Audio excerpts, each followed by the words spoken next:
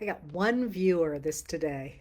I wonder if it's running slow. Oh, now everybody just popped in. Hey, Danny, how are you? Um, Woolwich, Kathleen, you should come sit right next to me here. Indiana, hey Nancy, how are you? Minneapolis, Michigan, smoking hot. Hey Nancy. Um, Phoenix, probably cool compared to the rest of the world. I don't know. I haven't looked at the news today. Hey Gwen, I was thinking about you the other day. I owe you a real letter. Why are you in LA? Um, all right. So let me get down to stuff here since I got a late start today. Tuesdays are really busy these days. And I'm going to try and put stuff together as a whole for you.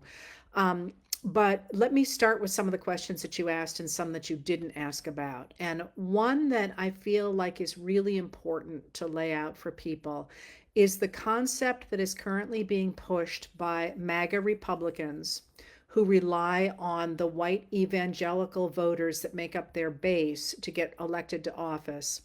And that is the idea of fetal personhood.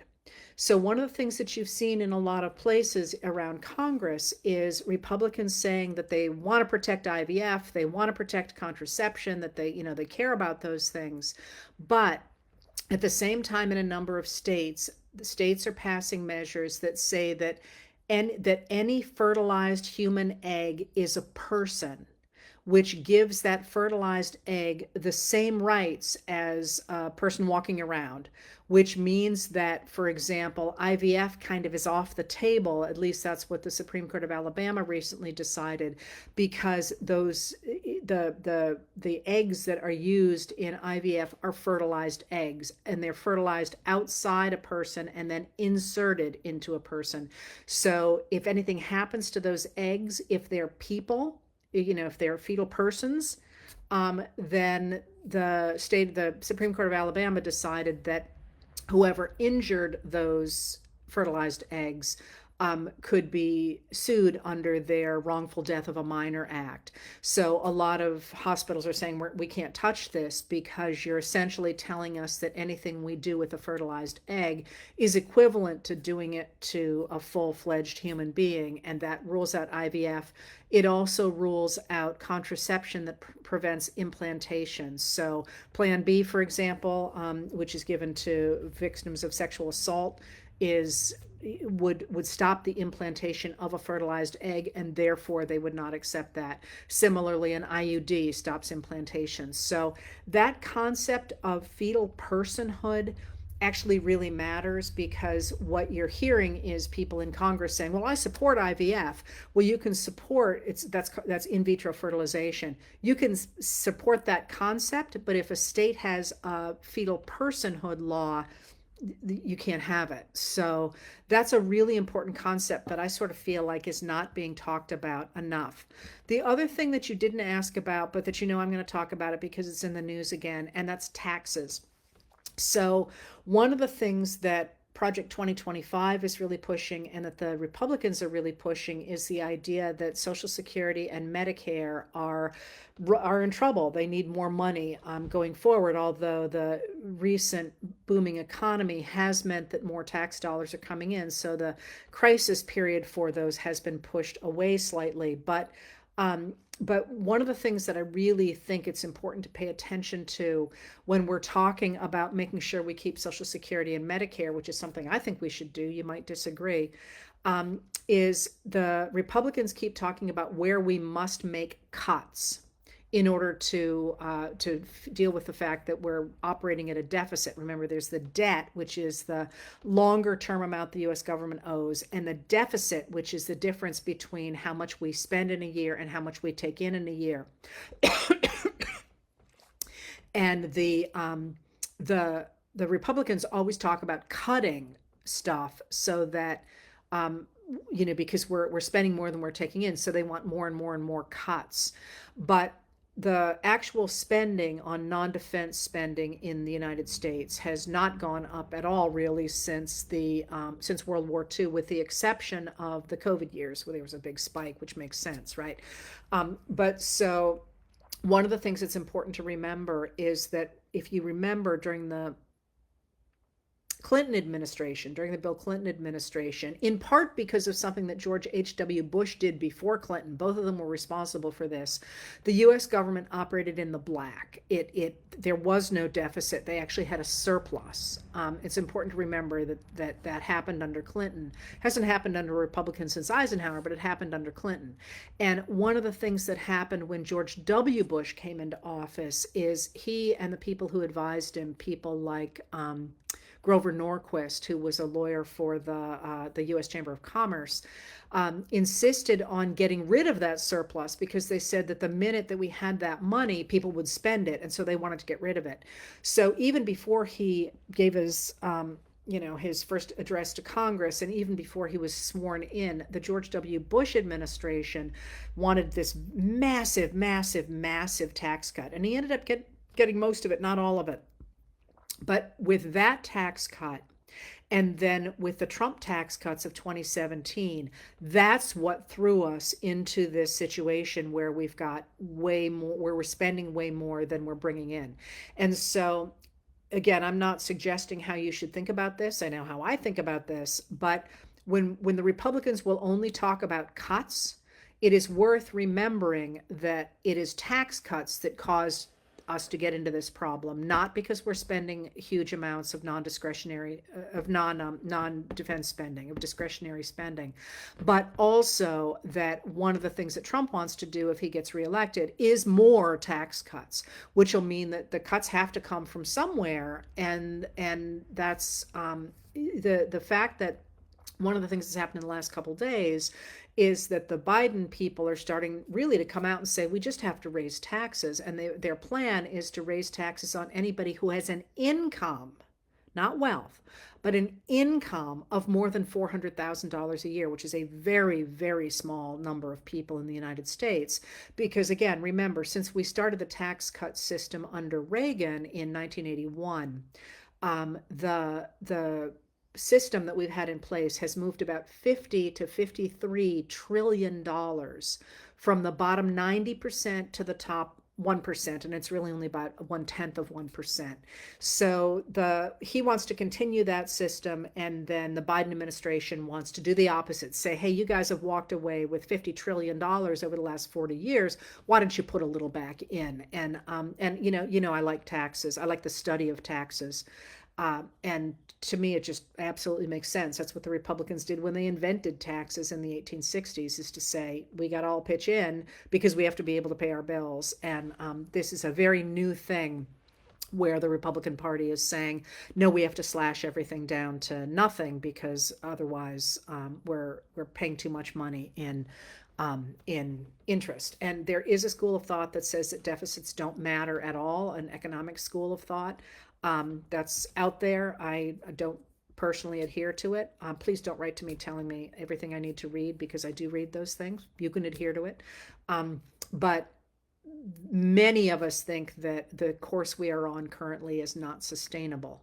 Although we'll see. All right. So those were the first two things that you didn't ask about that I wanted to mention. So let me pick up with a question that I think is really interesting, that I think I can tie a lot of stuff into. And that is that one of you said, why has there been such a deterioration of respect for the presidency, really since FDR? And the person suggested that FDR had usually not been filmed with his crutches or in his wheelchair during his presidency because he was unable to walk much. He could stand with heavy braces on his legs because he'd contracted poliomyelitis when he was an adult.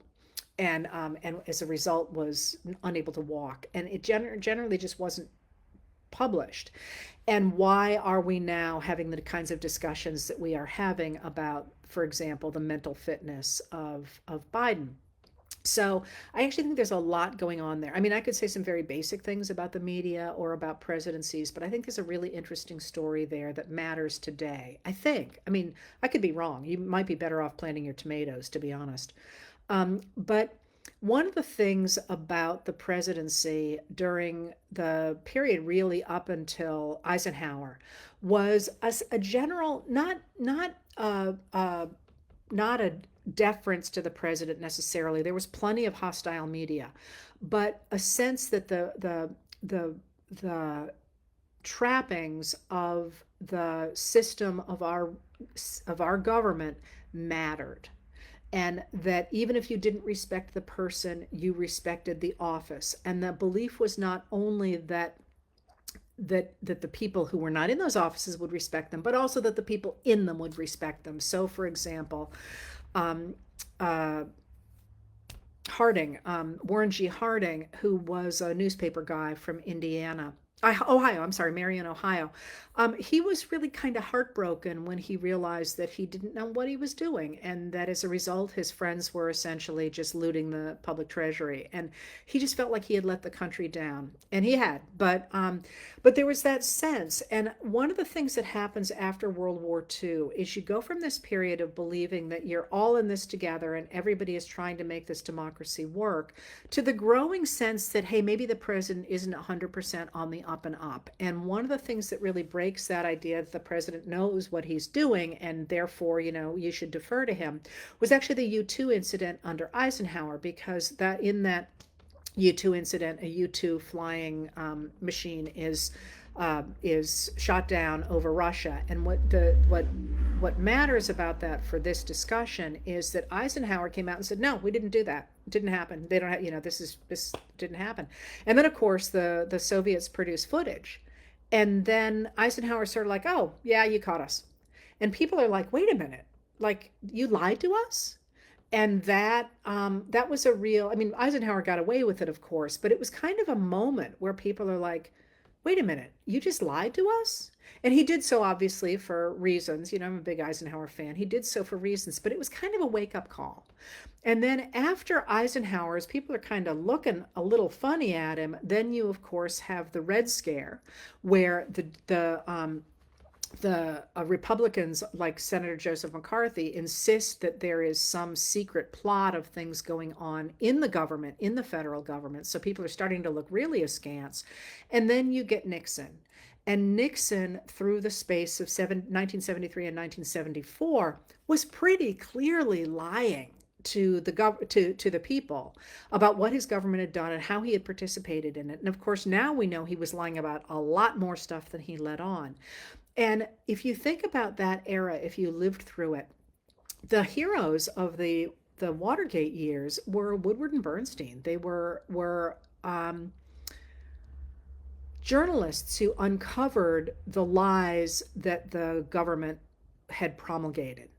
And what that meant was that for a long time, I think, and not only among journalists, but also among people at large, it became the norm to assume that the government was lying to you, that it couldn't do anything right, and that you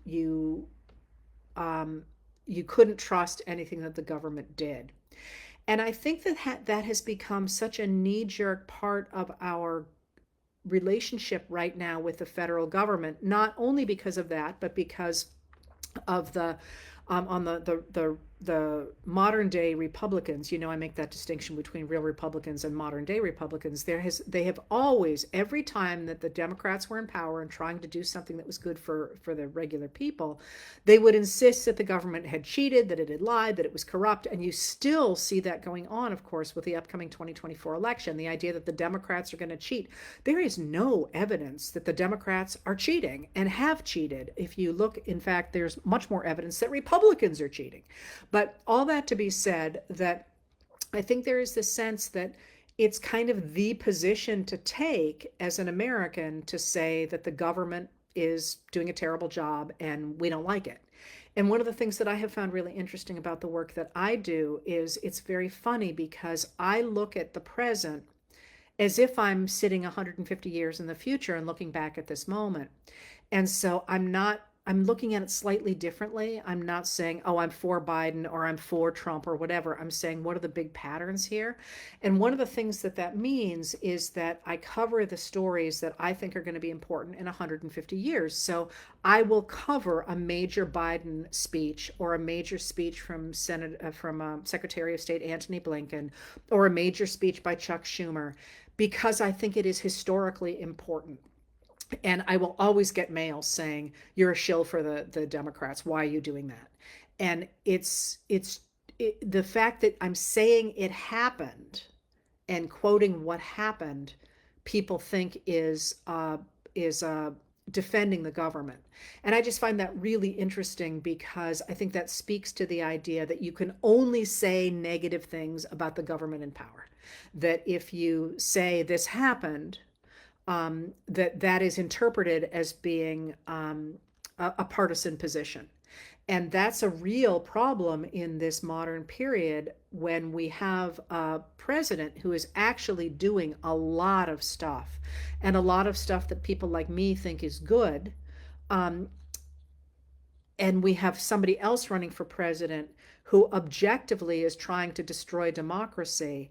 And it's very hard, I think, for journalists to call that out, because they feel like they're taking sides, and they feel like they shouldn't be taking sides. So we got, for example, a new study by Media Matters that showed that there was significantly more coverage of Hunter Biden, who is Joe Biden's son, the president's son.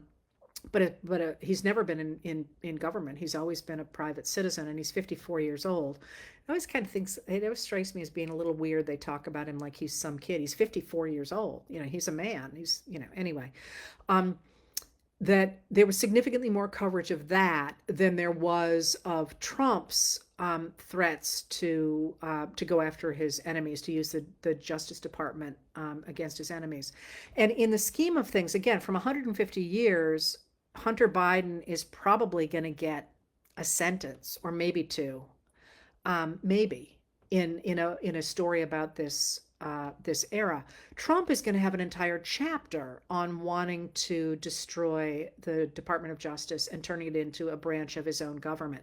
And so we're in this really funny moment, I think, where, because of our heritage of, we haven't trusted the president since 1973, we're having a hard time dealing with the extremes that we're dealing with right now. So I just think that's actually a really interesting question about why or why not that might be the case. All right, so you had some more questions, and I do want to say a couple of more things here. So you asked about the Supreme Court. The Supreme Court's a problem. It really is. And I'm really thrilled about the fact that the Biden campaign has begun to talk about the fact that it's entirely likely there will be more Supreme Court appointments in the next 4 years, next 5 years. So you can expect more of the Amy Coney Barrett, Neil Gorsuch, Brett Kavanaugh line of thinking if Trump is reelected, and not, of course, you can expect more along the Ketanji Brown Jackson line of thinking if Biden is reelected. And just kind of as a little bit of a rabbit hole here, one of the things that is most interesting from my perspective anyway about the jurisprudence of Ketanji Brown Jackson is, remember, all these people who end up on the Supreme Court, unless they're complete morons, and we've had some in our history, by the way, they don't come from nowhere. They think in certain theoretical lines. And one of the things that has come to dominate the current court with Samuel Alito, Clarence Thomas, and the three I just mentioned is that while they call themselves originalists, we know from the most recent decision about gun safety that what they really are is political operatives. They're turning out whatever answer their political bent wants. And we've had that before in the past. That was the same as the Taney Court, which was under Roger Taney of Maryland. And it's spelled Taney, Taney, and it's pronounced Taney. I have no idea why. But the Taney Court is the one that handed down the Dred Scott decision, for example. And basically they would do whatever Democrats wanted, because the Democrats were the elite slaveholders in the 1850s when Taney was in charge of the court. So anyway, that's what we've got here. But generally, there are ideological positions. And that's why I never understood this when I was younger and I was watching the hearings that people had. And by the way, we started getting hearings when Louis Brandeis is is nominated to the court, because he's Jewish, and the Senate is like, we can't just put this guy on there. So anyway, when you listen to the the nominations in the past, I'm like, what are they arguing about? I mean, the law is the law. I never really quite understood that. But of course, once I learned more about this stuff, I realized that the law isn't just the law, it's all subject to interpretation. So how you interpret it really matters. And one of the things that is most interesting about Justice Jackson is that um, she really, I think, I shouldn't say for the first time, but she is grappling with the 14th Amendment and what the 14th Amendment means for the U.S. as a whole, not just for the U.S. law, in a way that we certainly haven't seen since the 1970s at the very most recent. But I'm not entirely sure she's not doing it in a very new way, because remember, the 14th Amendment is the one that is added to the Constitution in 1868 after the Civil War. And it says that the federal government will stop state governments from discriminating among the people who live in them. And so that throws out laws that say, one race is better than another. It throws out gender discrimination. It throws out, any kind of discrimination.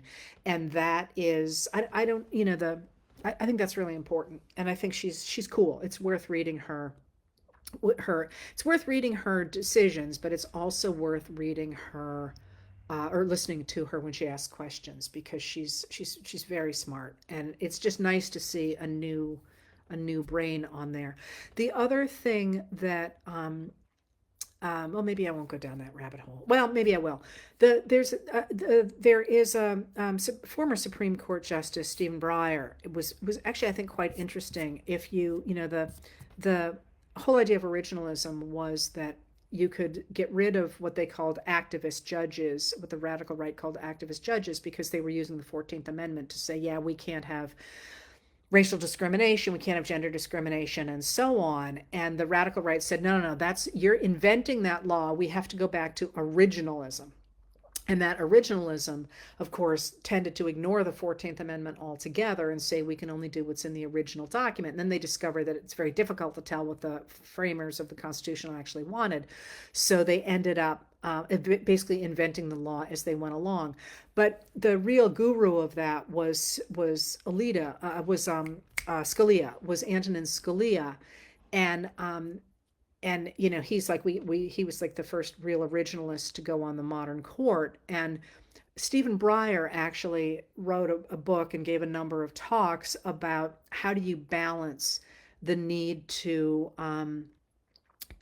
adhere to the Constitution with the needs of the modern world. And that's a really interesting question if you think about it. And if you listen to Breyer, he would say, the questions that we get are not easy. You like to think that they're easy, but if they're easy, we don't take them, at least in his era. So we take the difficult ones. And when you really can't decide between A and B, the answer is you should always take the one that promotes democracy. And I thought that was actually incredibly smart. So anyway, they all have these different theories, and Justice Ketanji Brown Jackson is the one who was bringing back the 14th Amendment and saying, hey, if you're going to talk about originalism, this is part of the Constitution. Let's see what the people who wrote the 14th Amendment wanted to have happen. And that's actually, I think, a really interesting thing. All right, so when the questions you asked were, when the Supreme Court was established, were there any conversations about the ethical expectations of the judges? There was an expectation among the framers at the time of the framing that people who were in public office would act with virtue, or, and I'll explain that in a minute, or that they would be impeached and convicted. So what that means is that they would act for the public good. And they would, with luck, they would act with private virtue as well, but they would act for the public good. And remember, in those days, private virtue doesn't necessarily mean the same thing it does today. So, for example, they didn't care at all about people believing in racial equality or gender equality. They fully believed that Black people, Indigenous people, brown people, women for sure were inferior. That was not a question of virtue. That's just what they believed. They also did not care about gay sex, for example. That was just, they didn't, that was not something that nowadays people are tied in knots about it. It just didn't, they didn't care. Just, it was something private. You just didn't go there. But the public virtue that they wanted to see is that you would do stuff for the good of the whole, that you would make decisions that were for the good of the whole. And if you didn't, that the House of Representatives and the Senate would take a look at you and they would say, we don't trust you, we're going to impeach you. And once again, impeachment does not mean that you broke a law. It means that we don't trust your judgment to make good that idea of the public virtue. And my example of that is always that, you could be impeached and convicted for playing video games all day, because it's not against the law to play video games, but you're not doing your job. You're not helping the public good. So they expected that members of the House of Representatives would call that out because they were supposed to represent the people, and they wanted judges, for example, who would do what was good for the people, and that the Senate, who cared a lot about their own prerogatives, would convict. Because remember, one of the big flaws in our Constitution is that the framers did not think we would have political parties.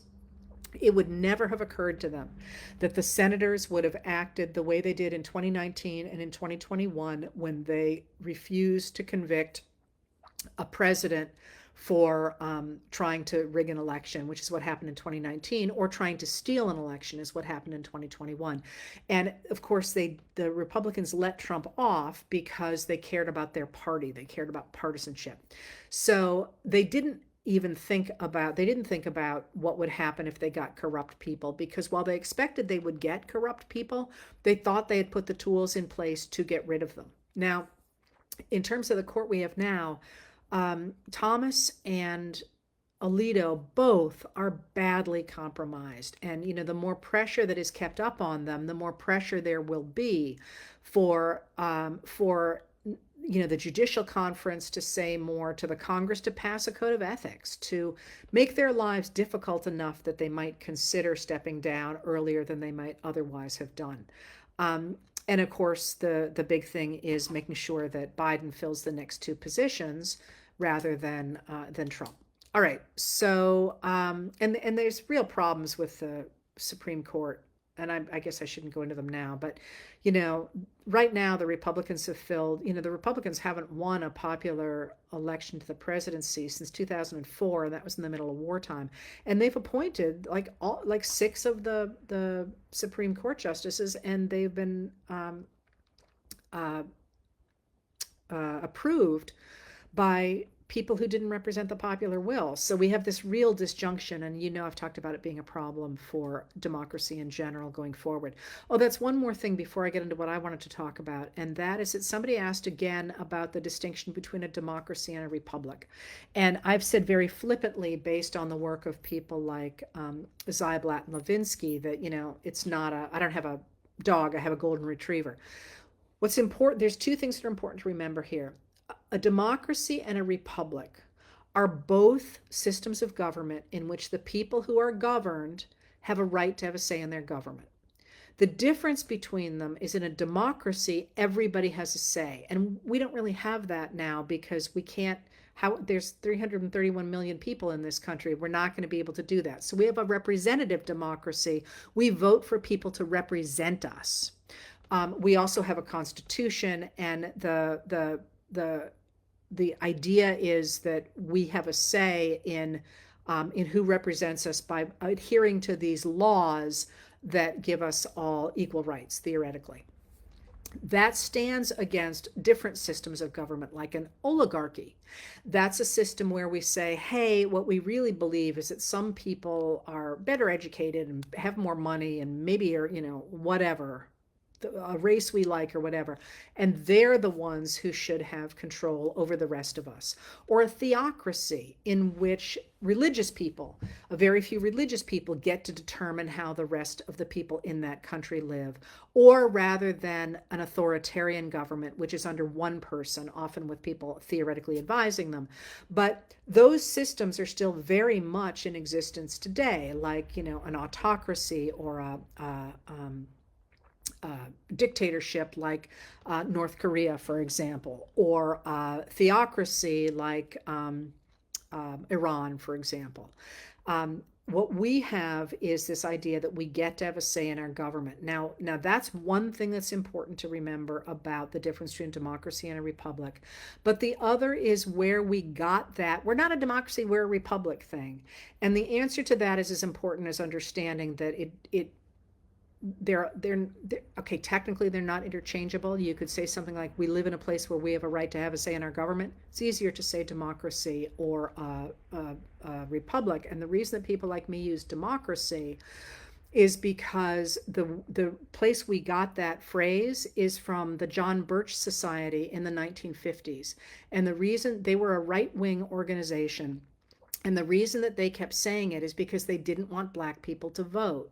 So what they could say is that in a republic, you have it's a representative government, but not everybody gets to have a say in it. And so what they were saying is, we're against black voting. So when somebody nowadays says, we're not a democracy, we're a republic, what they are saying is, it is okay for us to cut certain people out of the vote. And as you know, in a number of states, that's exactly what they're doing. They're trying to suppress the voting of black people or of women or of brown people, indigenous Americans. And they're saying it's okay because we are not a democracy. Not everybody gets to vote. But that's actually a real bastardization of the difference in meaning. So when somebody says, if we're not a democracy, we're a republic, it might be worth saying, why is that distinction important to you? Because the only reason that distinction is important either is because somebody's in fifth grade and has just learned the difference, or because, and they're excited by that because they know something, or they're saying it's okay if we don't let Detroit vote, for example. So that's why that's important. All right. So what I wanted to, one more thing here. Somebody said, has a 5-year, one term for the presidency ever been considered? Lovely question. And the answer to that is 6 years. 6 years was considered and has been considered periodically ever since, and that's what the Confederacy had. They changed the Constitution in a number of ways. One, they guaranteed enslavement forever. The other was, there's a couple more ways, not just that, but their Constitution was based on the U.S. Constitution. One of the things it had was one 6-year term for president, for the very reason you identify, that presidents spending all their time campaigning is a royal pain. For everybody, including the presidents, by the way. All right. One more question that I think that you would like me to answer, and then there's still something I want to talk about. Somebody asked, if America slow walks into a fascist state or a Christian theocracy, how will this impact Canada and NATO? All right. So the one thing I would say is, I'm not sure we're slow walking. I think it is very clear, if you look at what Trump has said and at Project 2025, that there is no, we're going to slow walk into this, that people like Steve Bannon have made it, and Russell Vought have made it very clear that they intend to hit the ground running if Trump is elected. And what that means is they will get rid of the entire modern government that we have, put their own loyalists in place, and impose on us both the end of business regulation and the things that have reigned in business or have been the referees for business, and impose on us the religious rule that they believe belongs in the United States. So no LGBTQ rights, no abortion, the idea of a dominant male in a household, the Christian theology that they would like, theocracy that they would like to see. But the question that you asked was, how will this impact Canada and NATO? One of the things that people always say to me is, if Trump wins, they're going to leave the country. And my answer to that is, if Trump wins, there's not going to be any place that's safe. And the reason for that is, first of all, he has said he will pull the U.S. out of NATO. He wants to break NATO because, as you know, he's very close to Vladimir Putin of Russia. And Trump, who, by the way, is not a smart man. He is a salesman. He inherited a lot of money, and money has softened a lot of stuff. But I don't think he really understands anything except what is good for Donald Trump. And what he believes is good for Donald Trump is attention and money. And he can never get enough of those two things, although I have my own private doubts about how much money he actually has. But he likes to be seen with strong men. He likes the idea that he would have that kind of power. And that's a narcissist's dream, right? To have the power of life and death over people. And we know now from a number of people, including now Alyssa Farah Griffin, who's on The View and was in the Trump White House, that he talked not infrequently about executing his enemies. She's not the only person to say that. John Kelly, who was his chief of staff, said this briefly, said the same thing as well. Actually, it was longer than most people. But he believes in a transactional foreign policy in which people do what seems good for them, and what seems good for him is for him to be more powerful. And to that end, he would get rid of NATO and cozy up to people like Putin. You may or not know, may or may not know that Putin is right now in North Korea, saying that he will support North Korea along this axis of North Korea, Russia. Iran is also part of this. And the autocratic countries that would like to, for example, increase their power in places like Ukraine, which the other one, they all have 5 letters. I see things in numbers, and all of these 5-letter words are killing me here. Putin. Putin would like to take over the very rich lands of Ukraine, which have lithium, as well as having phenomenal soil and conditions. And lithium, of course, is important for the next generation of computers and of solar power and of the green revolution. And they also want to take over Africa, which is not only is an incredibly rich continent, but also has an incredibly young population, so that pretty soon it is estimated that Africa will have about 25% of the world's population. So if you can control Africa, you can control in the next generation, you can control the world. That's the thought anyway, and that's what Trump would like to put in place. So if that happens, what will happen? NATO will dissolve. I mean, it won't. The other people who belong to NATO won't leave it. But without the U.S. as the backstop, it really is going to weaken it. Although, of course, with Finland and Sweden in there now, that really helps them. But what that means is that the reason that NATO is so important is largely because it anchors the idea that there are rules in the world.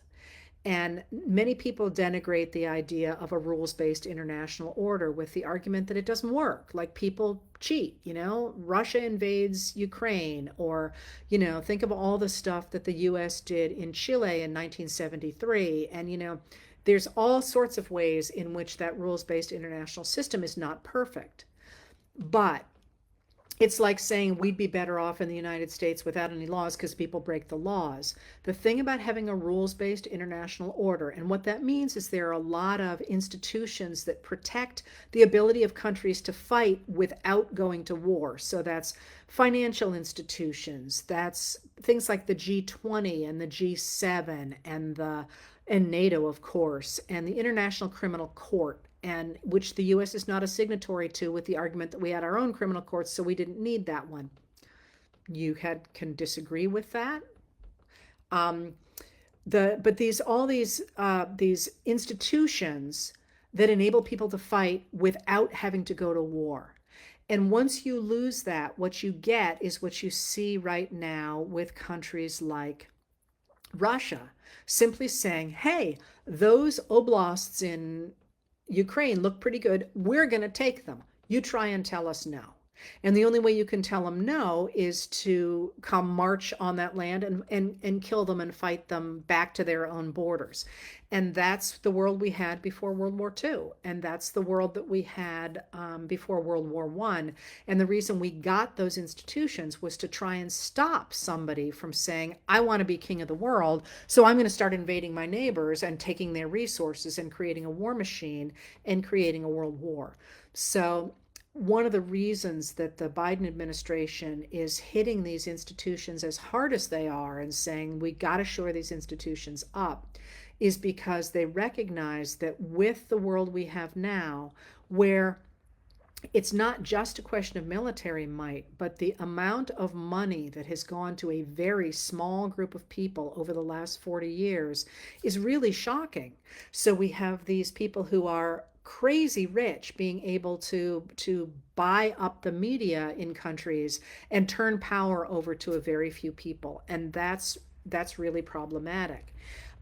So that's what would happen to NATO is it probably would dissolve, and when that happened, as a number of people have argued, the you would get countries have feeling like they needed the protection of a bigger country, and they would start to swing toward China, possibly swing toward Russia, although Russia has been decimated by this war. You keep seeing in the papers how, the Russia's hanging on. They have lost a minimum of 87% of their fighting force. They're obviously filling it now by importing people and doing anything they can, but between their economy and their people, Russia's in trouble right now. So maybe they'd swing toward Russia if Russia could take the pieces of Ukraine it insists that it wants. Then maybe it could be powerful again. But the people will start to flow toward the big places that can protect them. And one of the things that I don't think Americans are aware of is that if America is no longer protecting those international organizations, and I don't just mean the political ones, I also mean the economic ones, the ones that guarantee freedom of the seas, for example. People are going to, America's premier position in the world as a trader, an economic position to trade with, is going to be badly hurt, and the American economy is going to shrink dramatically. At least that's what analysts say. So, I mean, Canada is still going to be Canada, but it's going to have the real problem of the fact it's got the United States on its border, and the United States is going through extraordinary turmoil because, of course, what are Americans going to do if Trump is reelected and does all this? Are we going to say, okay, no problem? I don't think we're going to do that. I mean, I think we'll be looking at a period of extraordinary turmoil in the United States, and it's going to have ripples all over the world in a lot of different ways. All right. So that being said, all of those things being said, I want to talk something else about. I want to talk about something that you didn't ask about, and that is this moment, because I keep saying there's a lot coming at us, right? There's a lot coming at us. We now know that there are really ramped up disinformation campaigns from other countries, primarily from Russia, but also from other countries as well, that are really trying to destabilize the United States politically and so on. So there's a lot coming at us, and the news is very difficult to follow, I find anyway. And I'm doing this all the time because the stories are kind of all over the map, and you're like, oh wait, here's a story about, Rafah, but then here's a story about the corruption in Ohio and Arkansas. And, how do you put all these things together? And again, one of the things that really helps me, two things that help me, is one, to look back on this and say, if I'm reading this as a historical document, if I'm in the basement of Widener Library at Harvard University, which is where I like to work, if I'm in the basement in there and I'm trying to make sense of this in 150 years, what's the story that I see in all this? Like, what are the things that I want to write a book about that are not just distractions? That maybe matter to people at the time. And by the way, this is one of the things historians do. So for example, for one of my books, I read through all of Harper's Weekly, and you could write a million different books from Harper's Weekly, but which is a very popular magazine at the time, but there's stories about how to grow really nice peonies, and there's stories about whether or not people can live on the sun, and there's all kinds of stuff that is kind of filler in terms of the nation's real story. The same way in your life, there's a through line, but then there's a lot of stuff that happened that just doesn't make the cut. Like, you're at the grocery store and you bump into your neighbor. You're probably not going to write that in your memoirs. So what I try and do is I try and look back at this moment and see what really jumps out. And the other thing that I really like to do is to recognize that people have motivations. Like why are they doing what they're doing? So often I feel like the news tells you the story, like this happened. Like one of the things that really jumps out over the last 2 years is the degree to which the House Republicans have really tried to manufacture all kinds of stories against the Biden administration. So if you're a Martian and you're reading the tweets and the press releases that come down from James Comer of Kentucky, for example, who's on the oversight committee, the head of the oversight committee, or Jim Jordan from Ohio, who is at the chair of the Judiciary Committee, you're like, oh my God, they're investigating stuff all the time. Look at all the stuff they're investigating. But if you step back and you say, why are they investigating these things? You recognize that there's a pattern that says we need to find a way to destroy the Biden administration because there's nothing turning up in the investigations. If the investigations were turning something up, you'd say, oh, wow, they're onto something. But if nothing's turning up, you got to think about why they're doing it. So all that I'm talking about is a backdrop for where we are in the country right now, because of course we see the campaign in 2024 really heating up. And let me first do the Biden side of it. The Biden comms communications system has really ramped up lately with very short, devastating videos about Trump's mental acuity, which people like me have been saying has been slipping for years now, about his extremism on women's rights, on abortion rights, on his disrespect for military. I mean, just all these videos out there, and they're very simple, they're very to the point, and they paint a picture of Trump as being out for himself and not caring about ordinary Americans. At the same time, one of the things that's really important to watch is where campaigns are putting their resources.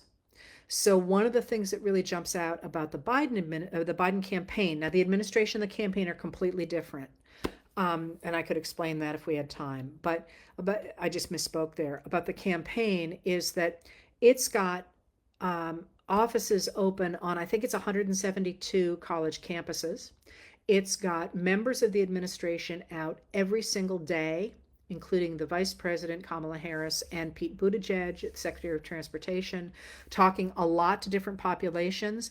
Kamala Harris, Vice President, has been going to young people and to people of color. She is very popular in both of those groups, both those demographics. Buttigieg has been going out to the places in red states that's Republican-dominated states where there are new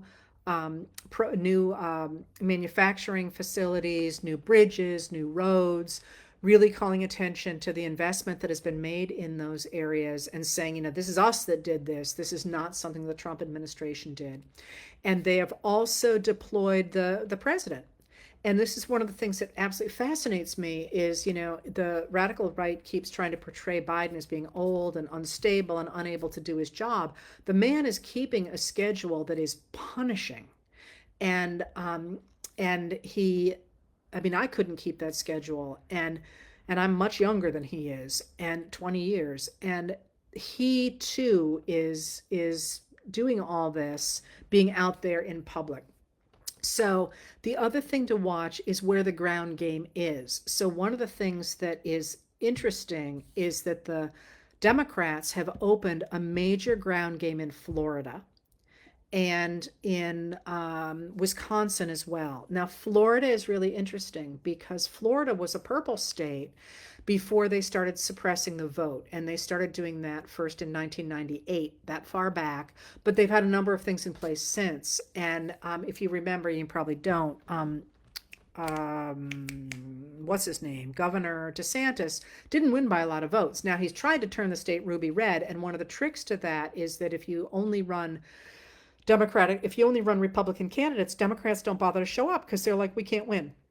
So one of the things that the Democrats have tried to do in North Carolina and in Florida and in other states is run people in every district in every state. They know they're not going to win, but what they are going to do is get people to turn out to vote up the ticket and to challenge Republicans, so they have to spend money in those areas. All right, so if that's what the Democrats are doing, and they certainly seem to be trying to mobilize the population in a big way, what's the Trump team doing? Have you noticed? The Trump team is really not trying to attract voters at all, which is just fascinating. They don't have a ground game. They don't have people on the ground in doing outreach to minorities. They don't have people on college campuses. Really, they've got Turning Point USA, but they're not maybe they're registering people to vote, but there doesn't seem to be much going on there. They're not really, Trump really, he shows up to outside rallies because apparently the ones inside are too expensive. But he's taking all the money that the RNC is raising now that it's under his daughter-in-law's control, and Michael Whatley, who's also a Trump loyalist.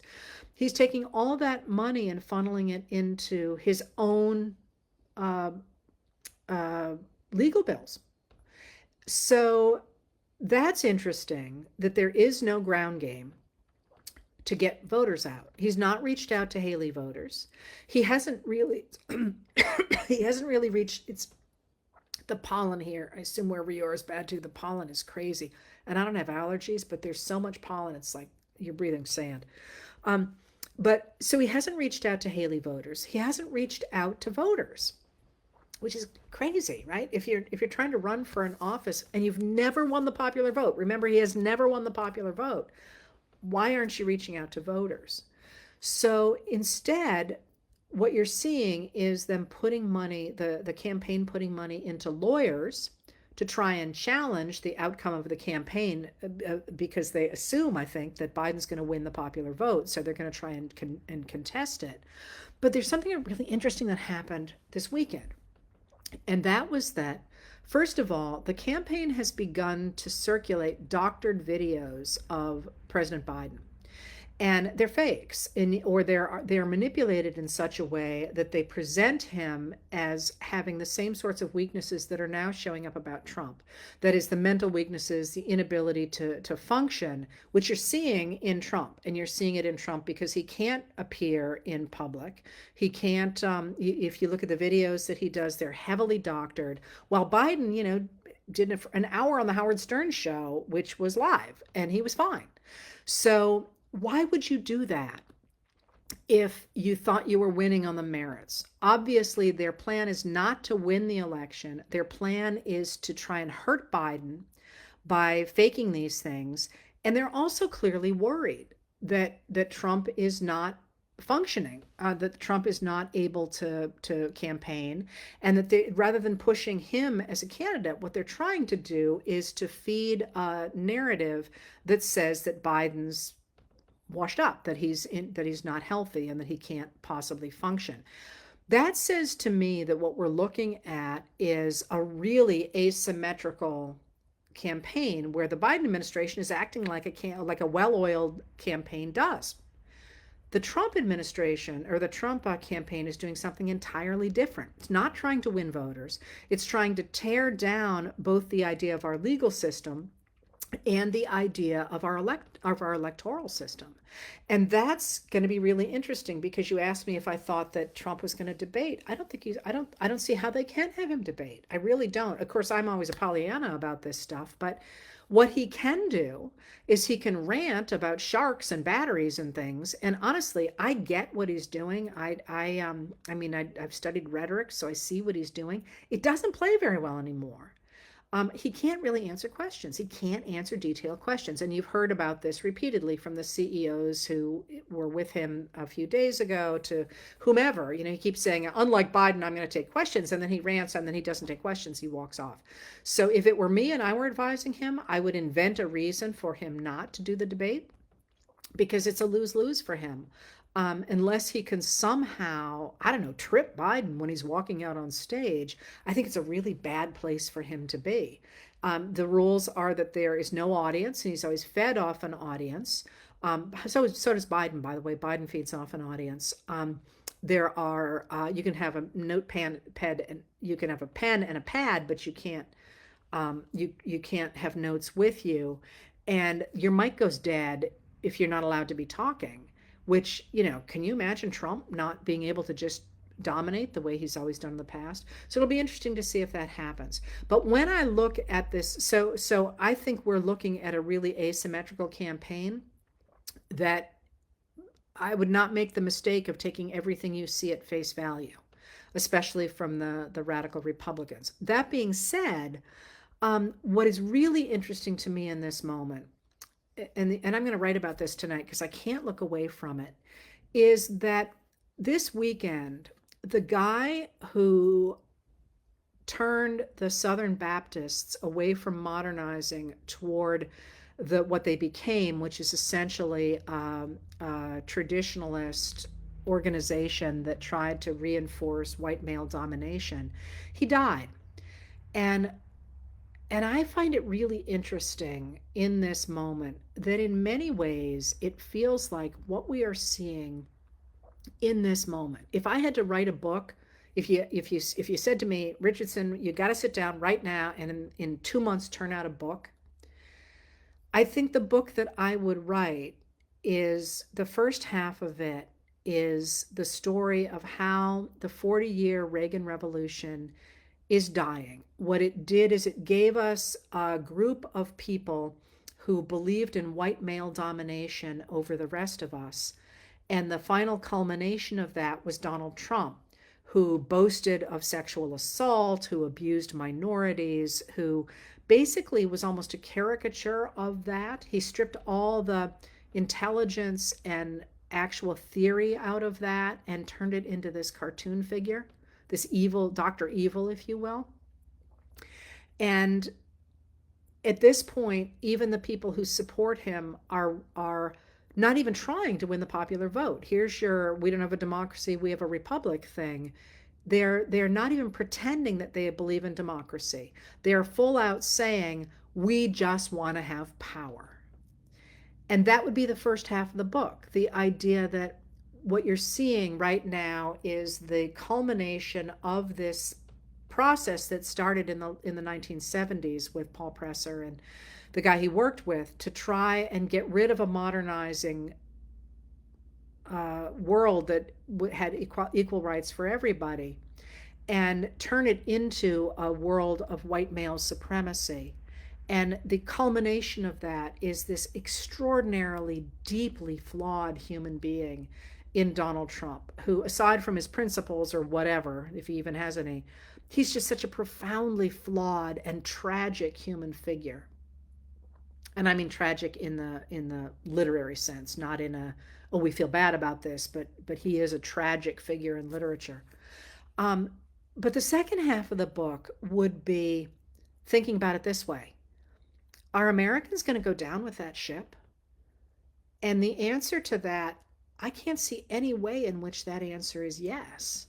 So the second half of the book would be this renewal of democracy. And you see that, I think, with the Biden campaign, going for the college campuses, going for young people, going for people of color, going for women, going for people who recognize that they need a fair shot economically. People like the UAW, which is now backing Biden quite ferociously, and workers and people who care about the environment and people who care about this whole concept of having a government that answers to the people it governs, which is, after all, what the founders who wrote the Declaration of Independence first put on paper, and why what they were saying was so freaking revolutionary, for all the fact that some of them were slave owners and some were, all of them thought women were useless, and except for producing babies and working around the house and bringing money often.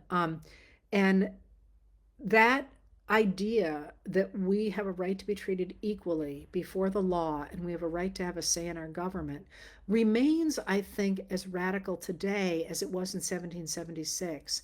And so when I look at it, when I looked at Paul Presser dying this weekend, and I looked at Trump sort of crunching, I mean imploding, and not even trying to win an election, but just simply saying, I'm going to find a way to steal it. At the same time, you're watching this current administration going out of its way to shore up these international rules and to shore up the idea of voting and to shore up a government that represents the people. I think that it's just that's the book I would write. And that's what I see when I look at all these stories like ping pong balls or like, the inside of a pinball machine bouncing around. I think the bigger story is that for all that I've been focusing on the expansion of our voices, which I think has been there now since at least 2021, I think what I'm seeing right now is the crunching of that other vision into something that is no longer attractive in any way. I mean, Trump stripped away all the language that made it at least sound respectable and that offers anything to anyone except those who are determined to dominate women above all, but also people of color and poorer people. And so I don't know, I feel like for all the ping ponginess of it, there is a pattern that is there that that is really much clearer to me this week than it was even last. All right, for what it's worth. All right, I've got another thing to do now, so I gotta run. Thank you for being here. And um, somebody just compared this to the J.R. Tolkien's Lord of the Ring and the Return of the King, and it really does feel that way with this exception in that would the free people? I mean, you think of how strong um, Sauron had gotten, and you think of how much he had managed to control. Would there have been enough free peoples to fight back in anything except myth? And I just don't think we're that decimated on the in the free peoples nowadays. I think to the contrary, there are a lot more of us than there are of them. And the real issue, of course, is that the corruption on the other side now is making it harder and harder for them to do the kinds of things they did so effectively in the 1980s and the 1990s. I don't know. I'm still thinking about it, but but it does feel epic, doesn't it? Anyway, with that, I suppose I ought to go back to work. Thank you all for being here.